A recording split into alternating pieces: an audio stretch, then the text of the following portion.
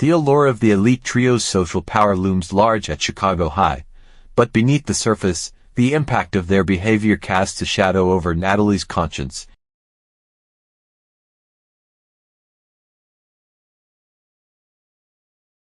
Wow. Chris. I did not know you were still into doodling. Maybe you should think about a career in art class. Yeah. Because clearly, your academic ambitions are going nowhere. Maybe you should stick to hobbies. Hey, don't be too hard on him. At least he's consistently boring.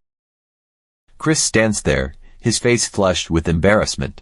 He tries to retrieve his notebook, but the trio continues their taunting, clearly enjoying his discomfort. This is awful. I should do something. But if I get involved, I'll be on their bad side.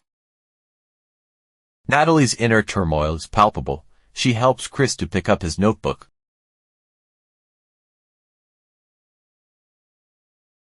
Later that day, Natalie sits alone in an empty classroom, reflecting on the incident with Chris. The noise and laughter of her peers feel distant, and she's lost in her thoughts.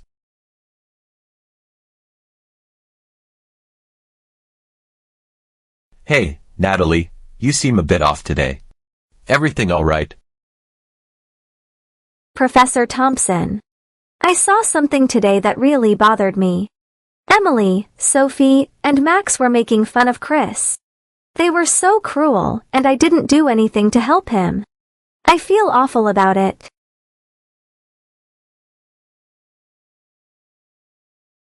It's tough when you're caught between doing what's right and the fear of standing out. But sometimes, standing up for what's right, even at a personal cost, is the only way to truly make a difference. But what if standing up means losing everything I've worked to build here? I don't want to be their enemy. They're the ones who decide what's in or out here. Remember, Natalie, integrity doesn't come from fitting in, it comes from doing what you know is right. It might be difficult, and it might come with a price, but in the end, you'll find that staying true to yourself is worth far more than temporary acceptance. But how do I find the courage to stand up against them? It feels like no matter what I do, I'll be fighting an uphill battle. It starts with making a choice. You have to decide who you want to be and what you stand for. Sometimes, the hardest battles are the ones that matter most. Courage isn't the absence of fear, it's taking action despite it. I guess I never thought about it that way. It's just so hard to be the odd one out. True courage is not about being unafraid, but about acting with conviction even when it's difficult. You have the strength to make a difference. It's up to you to decide if you'll use it. Professor Thompson's words resonate deeply with Natalie. They provide a moment of clarity, but also leave her with the weight of the decision she must make. As Natalie exits the classroom, she encounters Max, who is waiting for her outside. His usual casual charm is evident. Hey, Natalie, can we talk for a minute? Sure, Max. What's up? I was thinking, you seem like you could use a break from all the craziness. How about we grab a coffee or something after school this weekend? Just a chance to unwind. I appreciate the offer, but I need some time to think about it. Can I let you know later? Sure thing, just let me know. I think you'll like it. Back at home, Natalie sits with her mom at the dinner table, the conversation shifting from everyday topics to more personal matters. Mom, today Max invited me to hang out.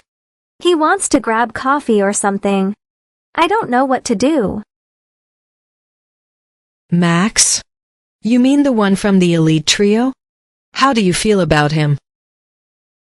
Well, he's really famous here. A lot of girls would love just to have a simple conversation with him. And he asked me out. I don't want to say no, especially since I'm still trying to fit in. But Natalie, from what I've heard, Max and his friends aren't very kind to others. You're worth more than just being part of their circle. I don't think you should spend time with someone who isn't respectful. But he's popular, and a lot of people want to be around him. I don't want to miss out on that. Let's not talk about this right now. I've had a long day. I need to go to bed. As Natalie drifts off to sleep, she remains conflicted. Professor Thompson's advice, Max's invitation, and her mom's concerns all swirl in her mind. She grapples with the choice between standing up for what's right and the desire for acceptance and admiration. The path ahead is uncertain, and the struggle between her values and her social ambitions will continue to shape her journey.